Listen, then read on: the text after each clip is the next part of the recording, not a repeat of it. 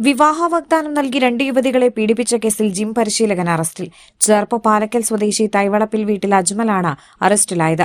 വിവാഹ വാഗ്ദാനം നൽകി പീഡിപ്പിച്ചതായി 2 യുവതികൾ നൽകിയ പരാതിയിലാണ് പ്രതി പോലീസിന്റെ പിടിയിലായത്. കുറുക്കഞ്ചേരിയിലെ ജിംനേഷ്യം കേന്ദ്രത്തിൽ പരിശീലകനായിരുന്നു പ്രതി അജ്മൽ.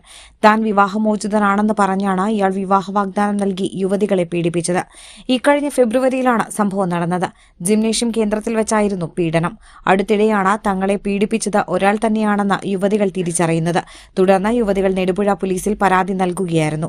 പരാതിക്കാരിൽ ഒരു യുവതിയെ മദ്യം നൽകി ബോധം കെടുത്തി പീഡിപ്പിച്ചതായും പറയുന്നു. ചേർപ്പ് പോലീസ് സ്റ്റേഷൻ പരിധിയിൽ വിവാഹ വാഗ്ദാനം നൽകി പീഡനം നടത്തിയതിന് ഇയാൾക്കെതിരെ മുൻപും കേസുണ്ട്. കൂടാതെ നെടുപുഴ സ്റ്റേഷൻ പരിധിയിൽ മാനഹാനിയുമായി ബന്ധപ്പെട്ട മറ്റൊരു കേസിലും ഇയാൾ പ്രതിയാണ്. പ്രതി അജ്മലിനെ കോടതി റിമാൻഡ് ചെയ്തു.